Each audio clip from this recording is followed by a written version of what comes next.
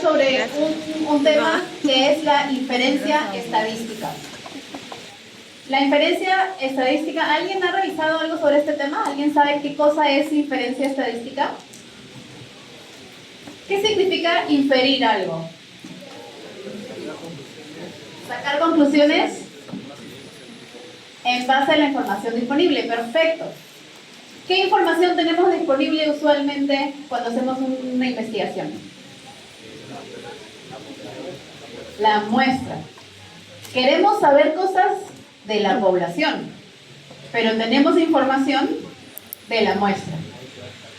De ahí se va a extrapolar para saber si realmente lo que sucede en nuestra muestra, que es chiquito, también sucede en la población. Excelente, chicos. Entonces, nosotros vamos a ver ahorita en esta sesión inferencia estadística, estimación de parámetros y prueba de hipótesis. Son 3 temas que vamos a ver en la sesión. Primero, inferencia estadística. ¿Qué cosa es? Más o menos ya lo dijeron sus compañeros. Es un proceso por el que nosotros vamos a llegar a conclusiones probabilísticas en relación a la población, pero sacando la información de la muestra. ¿Sí? Las poblaciones entonces se describen con parámetros. ¿Se acuerdan la primera clase de estadística? Las poblaciones se describen con parámetros. Que pueden ser medidas de tendencia central o medidas de... ¿Cuál era el otro? Medida de tendencia central, la media y la desviación estándar, ¿qué era? Medidas de dispersión. Perfecto. Entonces, las poblaciones se describen con parámetros. Y la inferencia es hacer esto de llegar de la muestra con una inferencia a lo que sucede en la población. Lo contrario es hacer una deducción de lo grande a lo chiquito. Y nosotros ahí hacemos el muestreo. ¿Okay? Recuerden que lo que describe la muestra es el estadístico y lo que describe la población es el parámetro. Aquí nuevamente decíamos, las áreas de la inferencia estadística son 2, la estimación de parámetros y la prueba de hipótesis. La estimación de parámetros, ¿qué quiere decir? Que yo con la información que tengo de la muestra voy a decir que eso también sucede en la población. Pero hay 2 tipos de estimación de parámetros. La estimación puntual y la estimación por intervalo. ¿Qué querrá decir eso? Vamos a verlo después, pero ¿a alguien se le ocurre qué significará estimación puntual versus estimación por intervalo? ¿Qué creen que puede ser?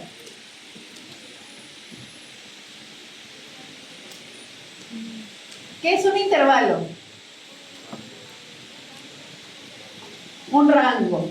Entonces, una estimación por intervalo es que yo estoy estimando lo que sucede en la población, pero dándole un rango de valores. La estimación puntual es un solo valor. Y yo asumo que ese es el valor único, un punto nada más. ¿Por dónde tendré más posibilidad de equivocarme?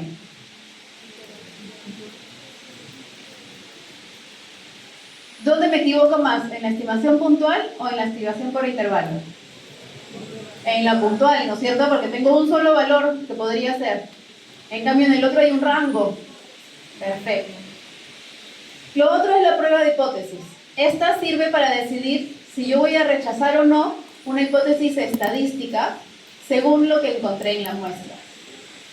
Y lo que nosotros decimos es, contrasto la información entre la hipótesis estadística y los resultados de la muestra. Cuando yo voy a hacer un estudio de investigación, primero planteo las hipótesis. El investigador plantea qué cree que va a suceder. ¿Qué cree el investigador que va a suceder? Y plantea las hipótesis. Plantea 2. Una hipótesis nula, que lo que quiero es rechazarla, y la otra es una hipótesis alternativa, que es la que el investigador quiere que suceda. Y con la información de la muestra voy a poder decidir cuál rechazo y con cuál creo que voy a trabajar bien. ¿Ok?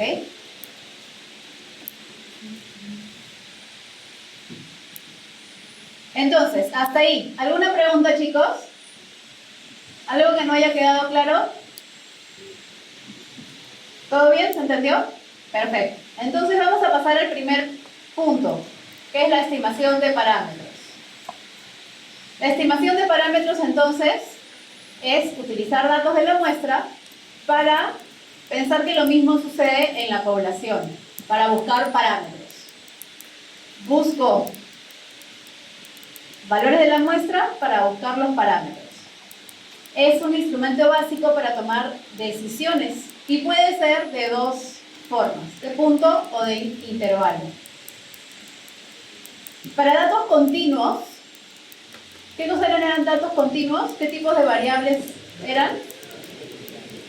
Cuantitativas. ¿Y por qué se llaman continuos?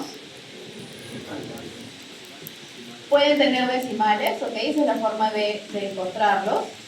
Para datos continuos, entonces, yo voy a tener estas formas de describirlos. La media, que era una medida de tendencia central.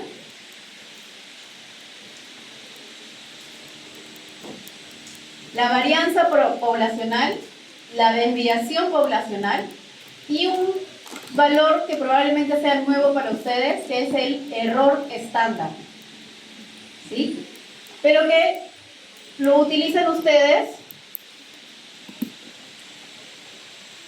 así. Ese error estándar lo van a sacar con la desviación, ya sea de la población o de la muestra, y lo dividen entre la raíz cuadrada del tamaño de la muestra. ¿Sí? Es una fórmula pequeñita para poder sacar el error estándar. Para datos dicotómicos, ¿cuáles eran los datos dicotómicos? ¿Qué variables son? ¿Perdón? Cualitativas, ajá, que tienen solo dos posibles respuestas, ¿no es cierto? Una variable con dos posibles respuestas. Entonces, por ejemplo, será presión arterial. ¿Cómo sería esa variable dicotómica? ¿Tiene hipertensión? No tiene hipertensión. Punto. Si yo estoy viendo lugar de procedencia, ¿cómo veo el lugar de procedencia en dicotómico? A ver, ¿cómo transformaría el lugar de procedencia en una variable dicotómica? ¿A alguien se le ocurre? Perdón, ¿capital o provincia? Perfecto, capital o provincia. Entonces he transformado todas las ciudades, ahora unos son de Lima y otros son de provincia. Perfecto. Entonces esos son los datos dicotómicos. Para la población voy a sacar una proporción poblacional, una P mayúscula. ¿Qué significa proporción poblacional? Que yo voy a decir el 80% de mi muestra viene de la capital. El 20% de mi muestra es sujetos que viven en provincia. ¿Ok? Entonces es un porcentaje. Y la muestra es una proporción muestral y es una P minúscula. ¿Hasta ahí alguna pregunta, chicos? Bien.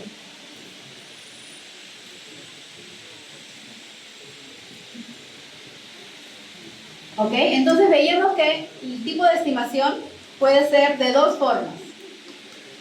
La estimación por punto, la estimación de los parámetros por punto, la estimación puntual, se va a obtener directamente de los datos de la muestra. Lo que sea que yo obtenga en la muestra, eso mismo lo asumo en la población. Esa es la estimación puntual.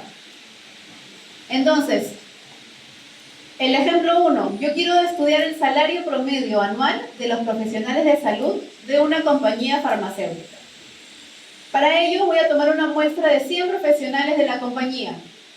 Registro su salario anual y calculo el promedio y la desviación estándar de los salarios, obteniendo que el salario promedio es $7,750 dólares, con una desviación estándar de $900. Eso es lo que pasa en la muestra. ¿Qué sucede en la población si yo decido hacer de estimación por punto? Digo lo mismo, el salario promedio anual será 7.750 de toda la población. O sea, repito, bien sencillo, estimación por punto, pero voy a tener mucha posibilidad de error. ¿Y se le ocurre a alguien cuál sería una forma para tener menos error? Si mi compañía farmacéutica tiene 10.000 personas y yo he sacado una muestra de 100, versus si la compañía tiene 10.000 personas y saca una muestra de 1.000, ¿cuál tendrá menos error? La muestra más grande, ¿no es cierto? Entonces la mejor forma para disminuir los errores, incluso en estimación puntual, es tener una muestra más grande. ¿Y qué pasa si esta compañía farmacéutica es multinacional? Pero como yo vivo en Lima, mejor solamente le pregunto el salario a los peruanos. ¿Es una muestra representativa? No, ¿no es cierto? Acá ganamos en soles y allá ganan en euros o en dólares. Entonces, voy a tener error. Pero error porque mi muestra no es representativa del salario de todas las personas de la compañía. Entonces, tengan en cuenta que para disminuir los errores, ya desde ahorita, aunque sea una estimación puntual, yo tengo que tener buena cantidad de personas en la muestra y además tiene que ser representativa. ¿Y qué pasa si yo soy un gerente de línea y vivo o trabajo en esta compañía y decido que es multinacional? Entonces le voy a preguntar a todos mis amigos de todos los países, pero son mis amigos y son 100 personas. ¿Será una muestra representativa? ¿Qué va a faltar? Probablemente gente de otras áreas, probablemente gente que trabaja abajo en las escalas salariales y también arriba. Entonces, a pesar de que le pregunté a gente de muchos países, no es representativa, porque le he preguntado a los que a mí me conviene por facilidad, porque yo puedo llegar a ellos porque son mis amigos. Entonces, tengan en cuenta que también la representatividad no solamente es llegar a todos los países, sino que sea una buena muestra. Y para que sea una buena muestra tiene que ser aleatoria. ¿Ya? Creo que estamos yendo un poquito a otro tema que van a ver después, o ya vieron muestreo. ¿Ya vimos? Perfecto. Entonces, recordando los temas de las clases anteriores.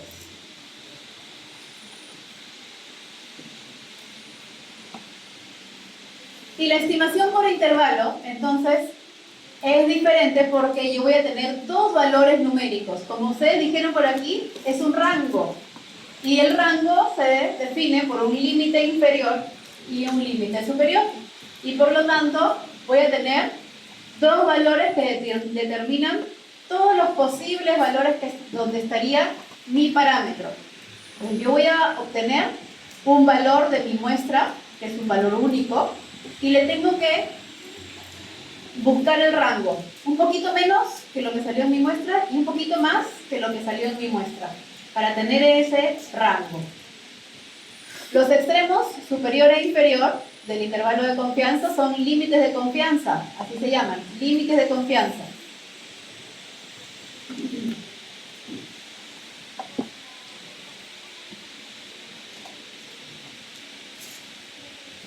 Este intervalo de confianza, entonces, tenemos que tener en cuenta algunas cosas. Primero, la amplitud de intervalo de confianza se basa en dos cosas. El error estándar del valor, que es esa fórmula que acaba de aparecer, y del grado de confianza que queremos asociar con este intervalo. Entonces, tenemos que tener en cuenta el error estándar y el grado de confianza. Esas son las fórmulas para muestra y para población. ¿Cómo interpreto esto del intervalo de confianza? Si nadie les dice nada, escogen 95%, como siempre. Cuando un 95% de confianza, yo puedo decir que ese valor poblacional está dentro del intervalo, con un 95% de confianza. Tengan en cuenta estos valores. Para cada nivel de confianza, 90, 95 o 99, hay un valor de Z especial que tienen que recordar. Y con tantos ejercicios que van a hacer, se los van a aprender de memoria. Pero tienen que recordar, para el 90% el Z es 1.64. Para el 95, 1.96. Y para el 99, 2.57. ¿Pero de dónde salen esos valores? Salen del área bajo la curva. El área bajo la curva es el nivel de confianza, 95%, 99% o 0.95, 0.99, etc. Y el valor de Z es el valor donde cae esa perpendicular que dibuja esto. Ahí está, 0.67 para un nivel de confianza del 50%. En medicina nunca lo van a usar, pero en otras cosas podría ser. 80%, esto lo pueden usar en psicología o en educación. El valor de nivel de confianza de 80 tiene un valor de Z de 1.29. Del 90% es 1.64. Del 95% es 1.96. ¿Qué quiere decir esto? Que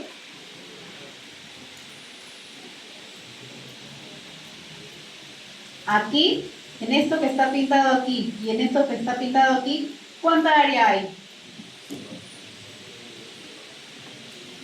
¿Cuánta área hay en todo lo rojo que pinté? 5%, ¿no es cierto? Ok, pero 5% en ambos lados. Entonces, ¿cuánto hay en la derecha? 2.5%. Y en la izquierda, otro 2.5%. ¿Ok? ¿Se entendió esto de acá? ¿De dónde salen esos valores de Z? Bien. Entonces, imagina que tomas una muestra para estimar el peso promedio de los estudiantes. Un intervalo de confianza del 95%, ¿qué significa? Significa que si tú tomaras muchas muestras y calculas el intervalo cada una de esas veces, cada una de esas muestras le calculas el intervalo de confianza, en el 95% de esos intervalos va a estar el peso promedio real de todos los estudiantes. Entonces, no significa que yo tenga un 95% de probabilidades de estar en lo correcto. Ojo que eso es pregunta de examen, ¿ah? ¿Qué es el intervalo de confianza? Del 95%. ¿Podrían ustedes pensar que es que tengo 95% de probabilidad de estar en lo correcto? Eso no es. El nivel de confianza del 95% significa que si yo repito y hago diferentes muestras varias veces, en el 95% de esas muestras, el parámetro va a estar dentro del intervalo.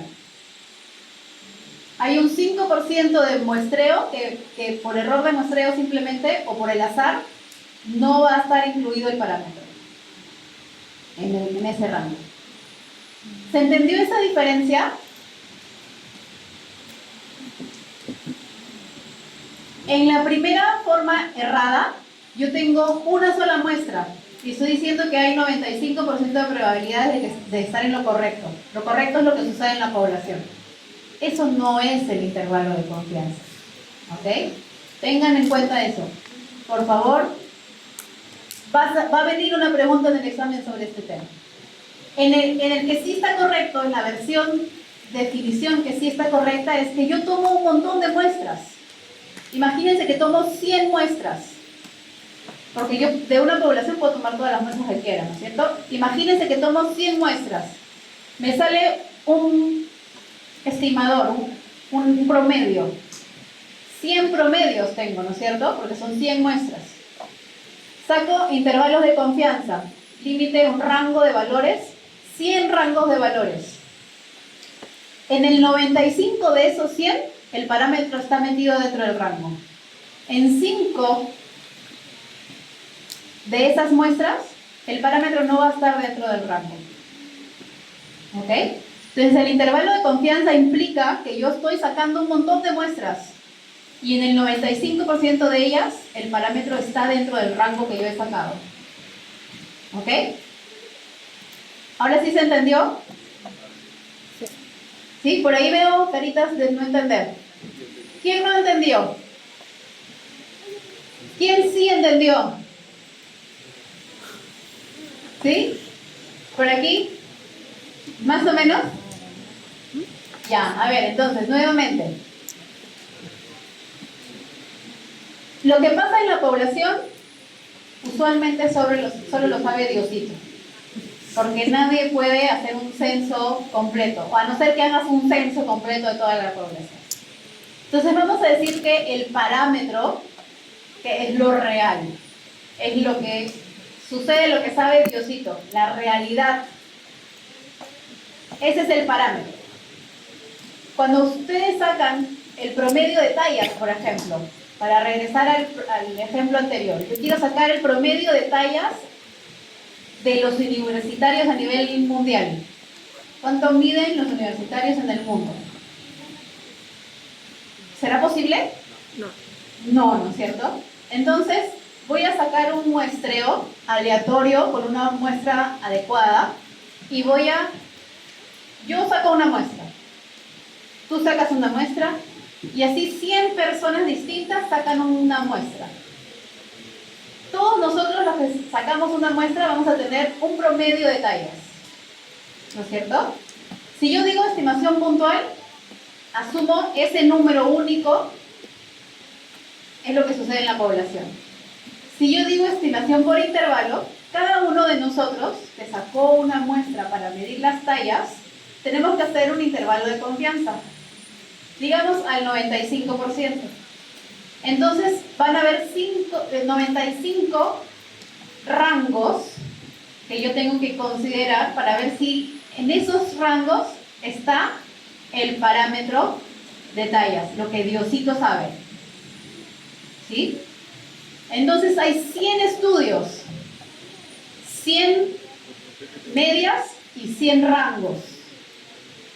En el 95 de esos 100, el parámetro, o sea, lo que Diosito sabe, está incluido en ese rango. En 5, hay 5 personas que hicieron un muestreo, estaba bien hecho, pero que por el azar, el parámetro, o lo que Diosito sabe, no está metido en ese rango. Está errado. Ese rango está errado en el 5% de las muestras. ¿Ok? Entonces, cuando yo digo que mi talla está entre 170 y 182, con un intervalo de confianza al 95%, significa que de 100, 5 muestras o 5 estudios erraron. 95 tuvieron correctamente el parámetro ahí. ¿Ok? Entonces, ese es un concepto importante sobre el intervalo de confianza. Entonces dice, aproximadamente el 95% de estos intervalos contendría el promedio real de los estudiantes. ¿Y qué hace el valor de Z? Me ayuda a determinar la amplitud del intervalo. Cuanto más grande sea Z, más chiquito es el intervalo. Recuerden que con 90% yo tengo un Z de 1.64. Con 99 yo tengo un Z de 2.57. Entonces aquí 1% de los muestreos va a tener un error. Aquí 10% de los muestreos va a tener un error. ¿Sí?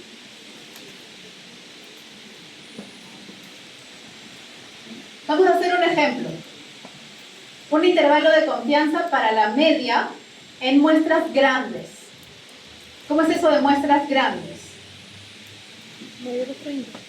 Para empezar, los valores de los límites, límite inferior y límite superior, se encuentran aplicando esta fórmula. Yo tengo mu, el valor del promedio, y le sumo o le resto este valor. ¿Y qué cosa es este valor? El error estándar. Entonces, como dije, yo tengo mi valor puntual y le tengo que poner un poquito más abajo y un poquito más arriba. Mucho más abajo es con un nivel de confianza bajo. Bien cerquita, o sea, un rango chiquito, es un nivel de confianza alto. Entonces, los límites del intervalo se obtienen sumando o restando el error estándar al valor de la media muestral.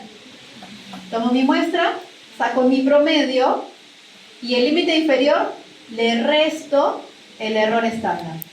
Al límite superior le sumo el valor estándar, el error estándar. ¿Sí? Entonces voy a tener dos valores, uno chiquito y uno más grande, que me dan un rango en el cual yo creo que está el parámetro, lo que Diosito sabe. Entonces, tengo interés en estimar la talla media de los alumnos de la Facultad de Medicina. Y por lo tanto recurro a una muestra aleatoria de 36 alumnos. Y obtengo los siguientes resultados. El promedio de talla es 170. Y una desviación estándar de 20. Si no me dicen grado de confianza, ¿qué tengo que hacer? 95%. ¿Qué cosa es esto? La fórmula para poder encontrar el intervalo de confianza. Para 95% el Z es 1.96. Entonces me sale 170 es el promedio, le resto el error estándar, que es el Z, ¿sí?, por este valor de aquí, y para el límite superior le sumo el Z y el error. Entonces, por lo tanto, la estatura promedio de estudiante de la Facultad de Medicina de la Universidad de San Martín de Porres está comprendida entre 163.5 y 176.5, con un grado de confianza del 95%. Y esta es la forma estadística de definirlo. Esto lo van a ver ustedes a cada rato en las publicaciones de revistas científicas. Van a ver un intervalo de confianza al 95 o 99 y van a ver dos valores. Eso quiere decir que el promedio es un valor céntrico aquí, al medio de eso.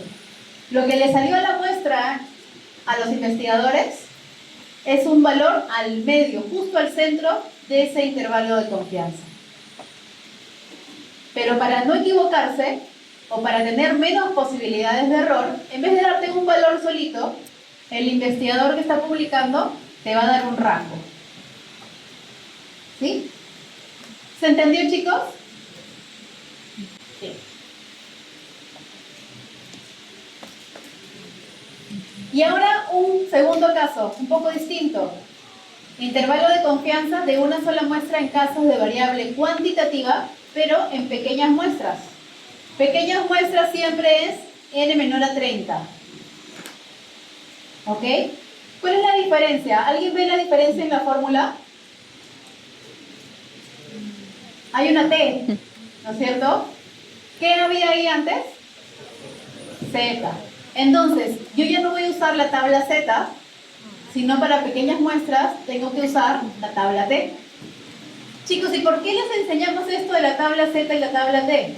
Porque cuando ustedes hagan sus estudios de investigación para las tesis, con la que se tienen que graduar obligatoriamente, y por lo tanto van a tener que hacer de todas maneras, probablemente algunas partes lo hagan con muestras de menor de 30. Entonces van a tener que saber que van a usar T en vez de Z. ¿Y cuál es la diferencia de T y de Z? ¿Qué cosa es T y qué cosa es Z? La curva Z es una curva normal estandarizada, ¿no es cierto? Y la curva T es una aproximación. Es una curva muy parecida, pero no es exacta. Tiene un poquito más de peso aquí. ¿Sí? Es una aproximación. La tabla Z es una aproximación a la tabla Z. Perdón, la tabla T es una aproximación a la tabla Z para muestras menores. Teniendo en cuenta que voy a tener una muestra más pequeña. Y tengo que tener en cuenta también entonces el T a un determinado nivel de confianza. Así como había Z para 90, para 95, para 99, también hay un T para 90, 95, 99. También voy a tener en cuenta la desviación estándar, y cuando yo tenga en cuenta mi tabla T, voy a tener que tomar en cuenta el tamaño de la muestra. Porque según el tamaño de la muestra, la curva de T cambia. Y un concepto que se llama grados de libertad. Los grados de libertad es n-1. ¿Sí? ¿Qué significa eso de grados de libertad? ¿Ya han visto grados de libertad en clases anteriores? ¿No? Miren, cuando yo estudié, como ustedes, aquí en la facultad, me senté en estas mismas carpetas, anatomía era un curso que tenía 7 parciales. Y el séptimo era un final. Entonces, si yo me sacaba bajas notas en los primeros parciales, yo iba sacando mi promedio y sabía que en los siguientes exámenes iba a poder subir mi nota, ¿no es cierto? Entonces, ¿qué pasa? Yo tengo más o menos algo de libertad de sacarme un poquito de bajas notas en los primeros, porque me quedan 3 exámenes todavía para subir. Pero si yo quiero asegurarme que voy a aprobar y me queda un solo examen, entonces tengo una muestra pequeña, eran 7. Tengo un grado de libertad. Con bajas notas tengo el último parcial nada más para poder subir. Probablemente en ese último tenga que sacarme 20. Pero si yo tengo un promedio muy bajo, me tendré que sacar 22. Ya fui, ¿no es cierto? Entonces ese grado de libertad es -1, porque yo tengo que tener en cuenta que mi último parcial tiene que ser súper bueno. Tengo uno nada más. Yo saco mi promedio y tengo libertad una vez para subir mi promedio hasta cierto punto. Entonces más o menos ténganlo así. Es una versión súper simplificada de lo que es grado de libertad, pero voy acumulando promedio hasta que tenga una última oportunidad para recuperar mi nota. ¿Sí? Entonces tengo libertad de un último examen para sacarme la máxima nota posible. Ok. El ejemplo 2. Supongo que quiero estimar el peso promedio de enfermos con hipotiroidismo. Los hipotiroideos son personas que sufren de la tiroides y que suelen tener tendencia a engordar. Entonces, en una muestra de 30 pacientes, encontré que las personas tienen 71 kilos y 5 kilos de desviación estándar. Para el 95% de confianza, los límites del intervalo los tengo que sacar con esta fórmula. ¿Ok? Y los grados de libertad, recordemos que si yo tenía 30 pacientes, los grados de libertad es n-1, 29. Les voy a dar la respuesta con 29 grados de libertad y 95%, el T de tabla es 2.045. La siguiente lámina vamos a ver de dónde sale ese T igual a 2.045. Pero yo voy a reemplazar en esta fórmula mi 2.045, el 71 que era el promedio de la muestra, el valor de T, ¿sí? La desviación estándar y el tamaño de N. Y para eso me va a salir entonces dos valores, el límite inferior y el límite superior. Como ven, el valor de mi promedio, 71, está justo acá al medio, al centro, ¿no es cierto? Y mi rango mi intervalo de confianza, el 95%, es un poquito más abajo de 71 y un poquito más arriba de 71. Es decir, 69.133 a 72.867. ¿Sí? ¿De dónde sale ese 2.045? Uy, ¿qué pasó?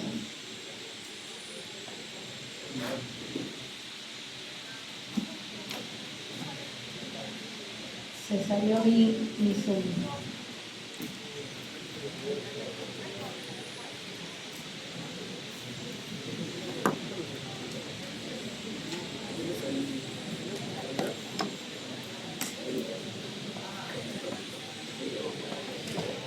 .045 de la tabla T. ¿Ya tienen la tabla T? ¿Ya se las dieron? Sí. ¿Sí? ¿Está en la web? ¿Sí? Perfecto. Entonces, cuando ustedes tienen la tabla T, tienen los valores del nivel de confianza, ¿sí? Y la columna inicial, que son los grados de libertad. 95% de nivel de confianza. ¿Qué me queda? Me queda 5%, ¿no es cierto? Es decir, me queda 0.05. Pero son dos límites. Tienen que dividir en la mitad. 0.025. Entonces, uso la columna de 0.025. Toda esta columna. Y lo tengo que ver en la fila de el grado de libertad. Y el grado de libertad era 29. Entonces, ¿dónde se une mi nivel de confianza? Recordando que tengo que dividir a la mitad, y mi grado de libertad. Y sale 2.0452. Ojo para el examen. Si ustedes se olvidan de dividir en la mitad, el T no les va a salir 2.045, sino les va a salir 1.6991. Y si yo les pido un intervalo de confianza con T, van a ver dos respuestas. Va a estar la respuesta con el T para 0.05 y la respuesta con el T para 0.025. ¿Sí? No se olviden de dividir en la mitad. Por favor. Lo mismo va a hacer con los mismos valores, doctora. ¿Se entendió por qué tienen que dividir en la mitad, no es cierto? Porque el área está dividida abajo y arriba. Lo mismo va a hacer con los mismos valores de 90 y 99. Lo mismo pasa con valores de nivel de confianza del 90 y del 99. Exactamente. Solo que para el 90, si yo tengo 90, entonces uso esta fila. Y si yo tengo 99, me queda 1%, entonces aquí usaría esta fila. ¿Sí? Ok, chicos. Entonces ya saben de dónde sale el T para la fórmula. Y pueden decir entonces, con un 95% de nivel de confianza, el promedio de peso de los hipotiroideos en la población se encuentra entre 69 y 72 kilos. Y esto es lo que ustedes verían en una publicación. Bien. Avanzamos. Caso 3. El intervalo de confianza de una muestra en variable cualitativa. Para una variable cualitativa, ¿qué tenía que hacer para...? Era un porcentaje, ¿no es cierto? Entonces, los valores de los límites inferior y superior los voy a encontrar con esta fórmula. Donde esto que queda aquí es igual el error estándar. Todo esto es el error estándar. Más o menos un error. Aquí resto, aquí sumo. Y vamos a ver ejemplos. Aquí tengo que tener en cuenta la proporción de la muestra, el valor de Z y el valor de la muestra. Esta es la fórmula para el intervalo de confianza en variables cualitativas. Tengo interés en estimar la proporción de niños desnutridos menores de 5 años en una comunidad. Selecciono 100 niños y encuentro que 45 de ellos están desnutridos. Por lo tanto, hay una prevalencia de desnutrición del 45%, según mi estimación puntual. Pero yo quiero hacer una estimación por intervalo. Entonces, saco un valor de Z de 1.96 y con estos datos saco mi límite inferior y mi límite superior. ¿Qué significa esto?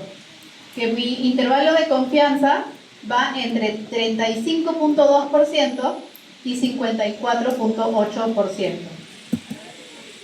¿Sí? Ok. ¿Se entendió entonces este intervalo de confianza para variables cualitativas? Es muy similar, solo que en vez de sacar promedios, ahora saco proporciones. Y hay un valor más que también lo van a ver a cada rato en las publicaciones y que incluso ustedes lo podrían usar para su tesis o para su investigación de graduación. El intervalo de confianza del OR. ¿Han visto ya ORs?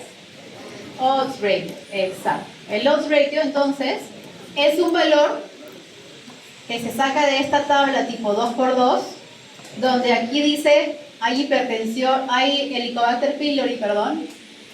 Sí hay Helicobacter pylori, no hay Helicobacter pylori. ¿Tiene cáncer gástrico? Sí tiene cáncer gástrico, no tiene cáncer gástrico. Es una tabla de 2×2, ¿sí? Y esta es la fórmula del odds ratio. El odds ratio sale 8, es una estimación puntual. Pero yo quiero hacer un intervalo de confianza. Entonces voy a tener un límite inferior y un límite superior, donde el 8 está justo al centro. ¿Ok? No les voy a dar la fórmula para sacar, o mejor dicho, no tienen que aprenderse la fórmula. Si es que les preguntamos sobre el intervalo de confianza de odds ratio, les vamos a dar los valores. No les voy a pedir que lo calculen, pero sí les voy a pedir que recuerden esto del OR. Si el límite inferior es mayor a 1, es un factor de riesgo. Si el límite superior es menor a 1, es un factor de protección. Y si el intervalo está incluido el 1, entonces no hay asociación.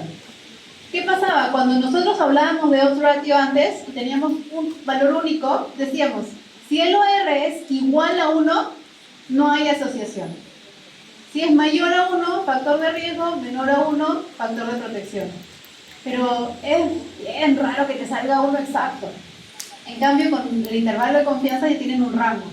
Y si en el rango está incluido el 1, entonces no hay asociación.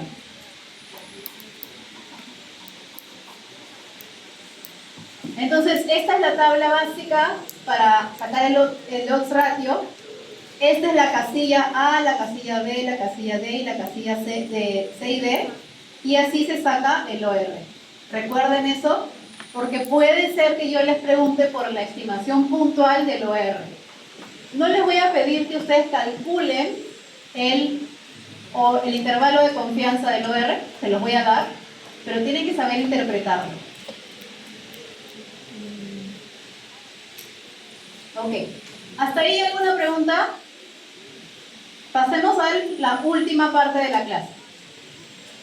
Esta última parte de la clase es prueba de hipótesis. Esta es una técnica estadística que se utiliza para decidir si rechazo o no una hipótesis estadística. Pero siempre en base a la información de la muestra, como dijeron sus compañeros también al inicio de la clase.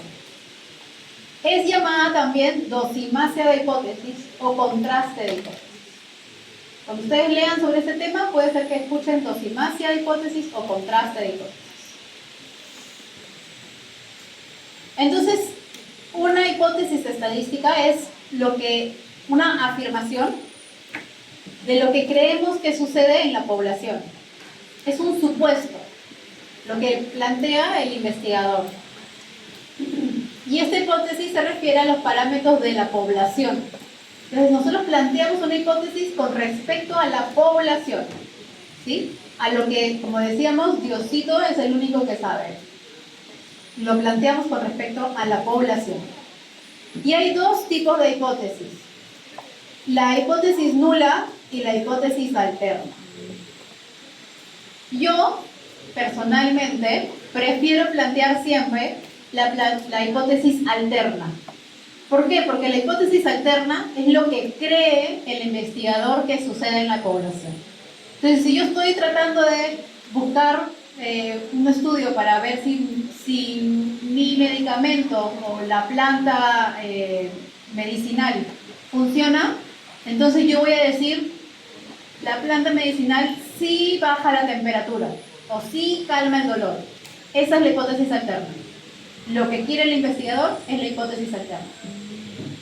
Y la hipótesis nula es la hipótesis estadística que ustedes dijeron, quiero rechazar.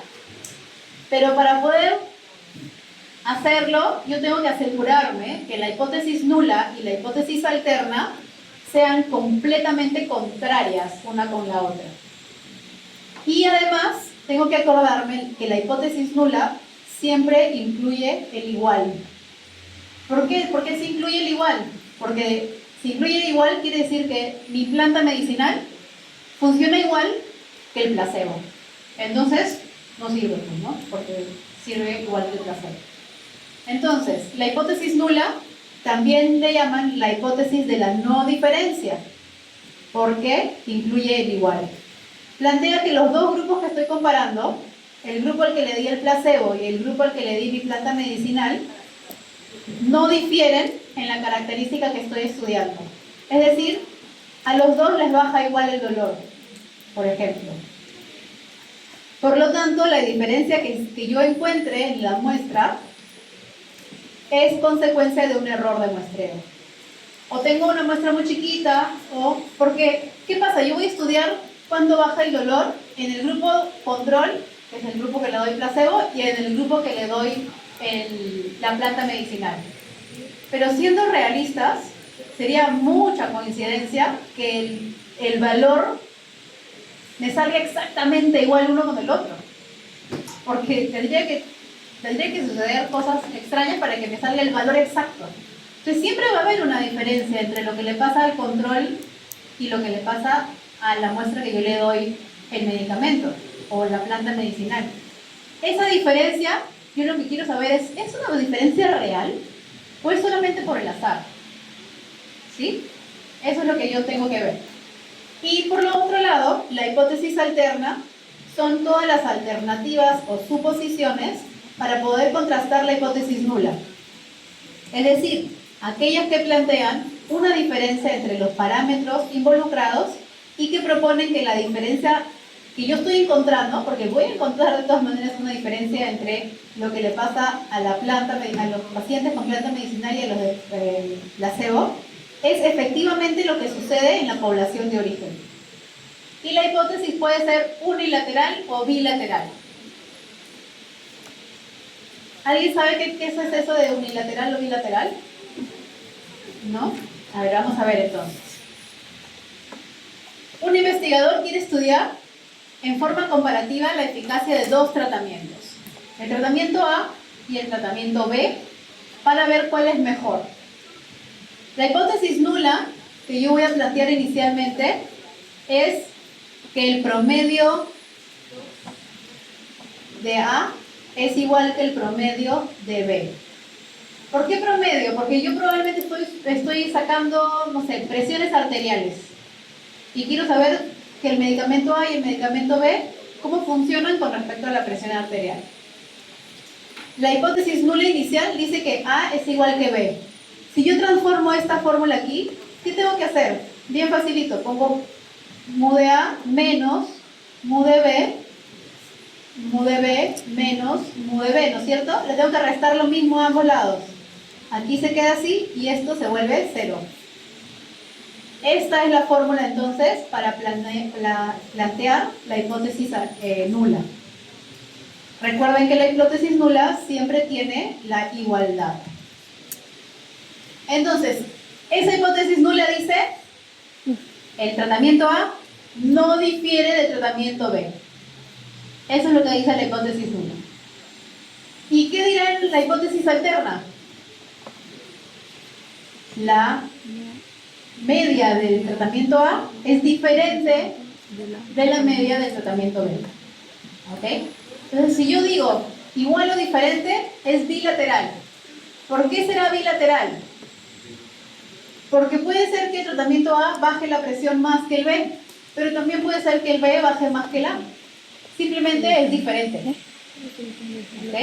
Entonces, si es que no me importa si es mayor o menor, solamente me importa saber que son diferentes, entonces es bilateral. Si es que yo sí quiero que el tratamiento A, que es el que yo estoy estudiando, sea mejor, entonces voy a decir que el A baja más la presión que el B.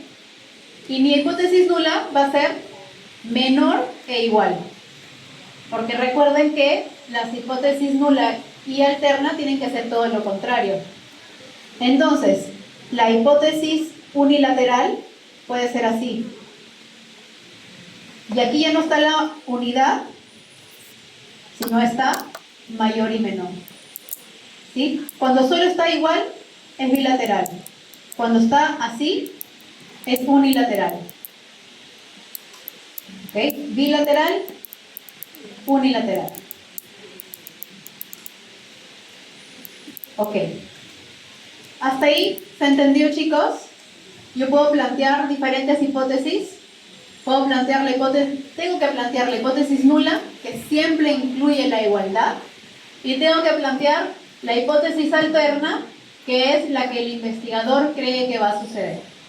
Y esas hipótesis pueden ser unilaterales, cuando yo pongo el unilateral, cuando yo le pongo mayor o menor, o bilateral, cuando solamente me interesa que sean diferentes. ¿Sí? Okay. Si yo tengo eso, entonces, tengo que tener en cuenta que a la hora de hacer mi estadística, puedo caer en error. Yo hago el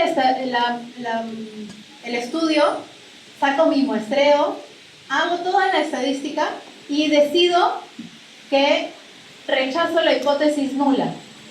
¿Qué significa rechazar la hipótesis nula? Que rechazo que el medicamento A y el medicamento B sean iguales.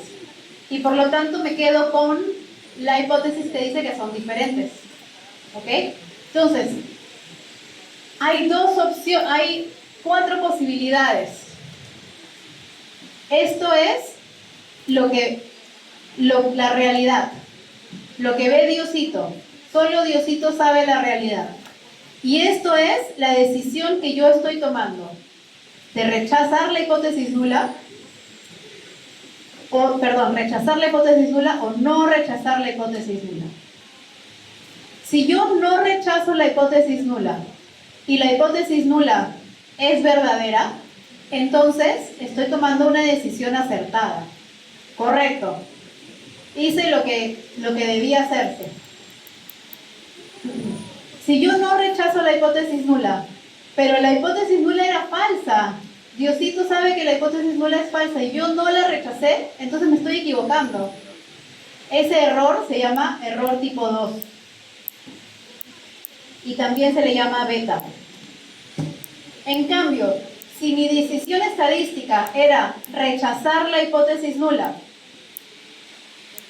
pero la hipótesis nula era verdadera, Diosito sabe que la hipótesis nula es verdadera, y yo la rechacé, me equivoqué. Eso se llama error tipo 1.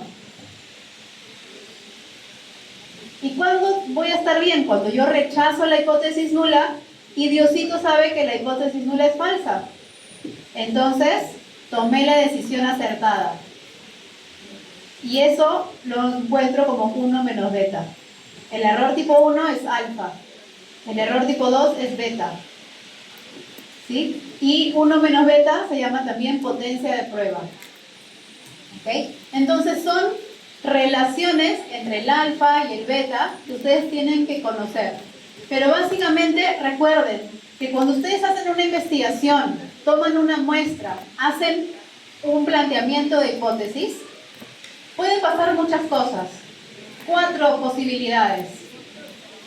Rechazo o no rechazo y me equivoqué o no me equivoqué. ¿Sí? El error tipo 1 es el que les recomiendo que recuerden siempre, el más importante de recordar, el error tipo 1. El error tipo 1 es cuando yo rechazo la hipótesis nula, pero me equivoqué, no la debí rechazar. ¿Ok? Entonces recuerden esta tablita. Probablemente venga en el examen esta tablita. Recuérdenlo. ¿Qué cosas tienen que tener en cuenta? En la prueba de hipótesis se investiga la veracidad de ambos supuestos, de la hipótesis nula y de la hipótesis alterna. Y esto conduce a rechazar una de estas dos hipótesis. ¿Rechazo la hipótesis nula o rechazo la hipótesis alterna? Y voy a optar por una de ellas. Esta elección de la hipótesis tiene algunas condiciones que recordar y están basadas en probabilidades condicionales. ¿Se acuerdan cuando hicieron probabilidades con Jorge? Y eran probabilidad de A dado que B. ¿Se acuerdan de eso? Esto es, aquí está el uso de esas probabilidades. Alfa es la probabilidad de rechazar la hipótesis nula dado que era verdadera. ¿Qué significaba dado que? Primero pasó esa segunda parte de la oración, ¿no es cierto? Y sí, pues porque Diosito sabía, eso pasó primero, esa es la realidad. Lo que pasó segundo es que yo rechacé la hipótesis nula, pero esta era verdadera. Entonces, esa probabilidad es alfa. 1 menos alfa es la probabilidad de no rechazar la hipótesis nula, dado que la hipótesis nula es verdadera. Luego tengo beta. Beta era el error tipo 2, probabilidad de no rechazar la hipótesis nula, dado que la hipótesis nula es falsa. Ese dado que, la segunda parte de la oración, es lo que Diosito sabe. ¿Ya? Recuérdenlo más o menos así. Luego 1 menos beta es la probabilidad de rechazar la hipótesis nula, dado que la hipótesis nula es falsa. Y recuerden también una cosa más, alfa y beta tienen una relación inversamente proporcional. Cuando aumenta alfa, Y viceversa. beta disminuye. Y si aumenta beta, alfa disminuye. Cuando yo tomo una decisión estadística, puedo cometer el error tipo 1 o cometer el error tipo 2. Y para evitarlo, debemos que considerar el valor de alfa, que fue planteado antes, era este. Alfa era la probabilidad de rechazar la hipótesis nula, dado que la hipótesis nula es verdadera. Esto representa la probabilidad del error tipo 1. Un valor mínimo de alfa, un valor chiquito de alfa, como por ejemplo el 5%, es una probabilidad tan pequeña que no me importaría pensar que no existe. Y por lo tanto, rechazo la hipótesis nula. Alfa la puedo manejar como investigador. Yo como investigador puedo decidir cuál es ese alfa que quiero tener. Y usualmente uso 5% o 1%. Si es que esa probabilidad de alfa es menor que ese valor máximo que le estoy poniendo, si el valor de alfa es menor que 5%, con un nivel de confianza del 95%, entonces yo voy a decidir rechazar la hipótesis nula. De esta forma, alfa es un nivel de significancia. Y 1 menos alfa es el grado de confianza, que era 95%, ¿no es cierto? Entonces yo puedo decir, hay tan poquita probabilidad de cometer el error tipo 1 que voy a aceptar esa probabilidad chiquita y voy a rechazar la hipótesis nula.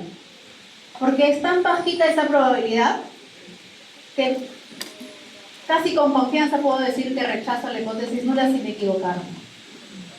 Si yo quiero probar medicamentos, por ejemplo, y en farmacología lo van a ver, 5% de error es mucho. Entonces, en farmacología se usa un nivel de confianza del 99%. Y por lo tanto, el alfa es, ¿cuánto? Para un nivel de confianza del 99%, ¿cuánto es alfa? 1%. Perfecto. Y ahora sobre beta. ¿Beta qué era?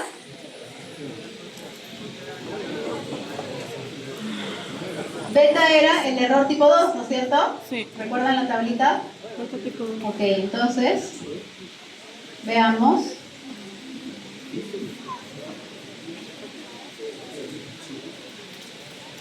Ok, sobre beta. Este valor no lo maneja el investigador. El investigador maneja solo alfa, el nivel de confianza. Pero ustedes saben que beta es igual a 4 veces alfa. ¿Ok? Ustedes no lo manejan, pero lo pueden calcular. Entonces, beta era la probabilidad de no rechazar la hipótesis nula, dado que la hipótesis nula era falsa. ¿Ok? Y 1 menos beta era la potencia de la prueba. El valor mínimo de esta potencia de prueba que usamos usualmente es 80%. ¿Ok? Chicos, ¿alguna pregunta hasta ahí? Sí.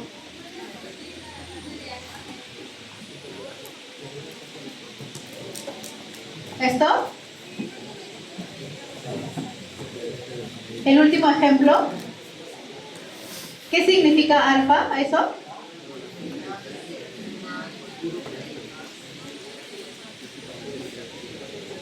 ¿Esto? Ok, entonces cuando yo hago una investigación, yo puedo cometer 2 errores. ¿Recuerdan en la tablita? Puedo cometer el error tipo alfa o el error tipo 1, que es alfa, o el error tipo 2, que es beta. Alfa es la probabilidad de yo rechazar la hipótesis nula, que decía que medicamento A y medicamento B son iguales. Yo rechazo la hipótesis nula, pero me equivoqué porque Diosito sabe que la hipótesis nula era verdadera. Y yo la rechacé, entonces me equivoqué. Esa probabilidad es alfa.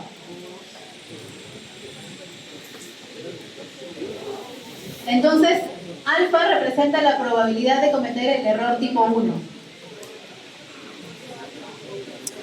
Cuando alfa es tan chiquita, esa probabilidad de cometer ese error es tan chiquita, yo como investigador decido, hay tan poquita probabilidad que yo creo que no es así. Entonces, rechazo la hipótesis nula. Rechazo eso que dije, que planteé que A y B son iguales. Lo rechazo, porque hay solo 5% de probabilidad de estar en el error tipo 1. Como es poquito, lo rechazo. ¿Qué pasa si yo tengo un error, una posibilidad de equivocarme del 50%? No lo voy a rechazar, porque hay 50% de probabilidad de cometer el error tipo 1. Es muy grande ese error, entonces no rechazo la hipótesis nula. Pero si el error es chiquitito, 5% o 1% incluso para temas farmacológicos, es tan chiquito esa probabilidad de error que yo como investigador me siento segura de decir, ok, rechazo la hipótesis nula.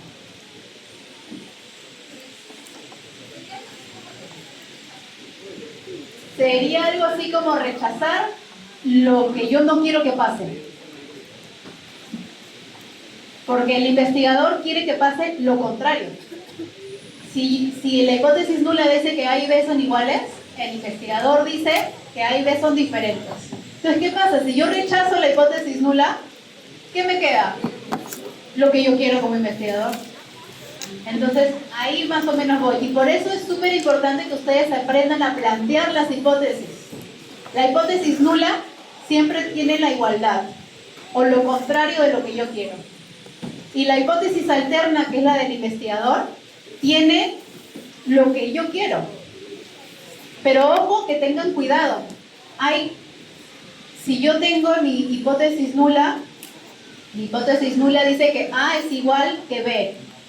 Mi hipótesis alterna, ¿qué dirá? A es diferente de B, ¿no es cierto? ¿Esto es unilateral o bilateral? ¿Unilateral? Bilateral, porque ¿qué pasa si A es mayor que B? Es diferente. ¿Y qué pasa si A es menor que B? También es diferente. Entonces tengo bilateral. Pero también quedan las otras dos opciones. ¿Qué pasa si yo como investigador quiero que A sea mayor que B? Esta es la hipótesis alterna. Eso es lo que el investigador quiere. Que A sea mayor que B. ¿Cómo planteo mi hipótesis nula? Ah, menor que B. A menor que B. ¿Y qué pasa si son iguales? ¿Dónde va el igual? El igual siempre va en la nula. Entonces, tengo que acordarme de que cuando yo planteo mis hipótesis, el igual siempre te tiene que estar en la nula. Y siempre tiene que... No puede quedar una posibilidad afuera de esto. Porque, ¿qué pasaba con la suma de probabilidades de un ejemplo? La suma de todas las probabilidades es 1. No es 0.9. No hay un 10% de probabilidad de que suceda una cosa externa. Tiene que estar en la totalidad. Entonces, todo tiene que estar aquí, entre mi hipótesis nula y mi hipótesis alterna. Entonces, si yo en este caso me encuentro con un P menor que 0.05, ¿qué significa eso? Que tengo una probabilidad de cometer el error tipo 1 muy chiquita. Entonces yo como investigador asumo ese riesgo y digo, ok, es tan chiquita la probabilidad de cometer el error tipo 1 que voy a rechazar la hipótesis nula. Y si rechazo la hipótesis nula, la rechazo, me quedo con lo que yo quería. Entonces asumo que en la población A es mayor que B.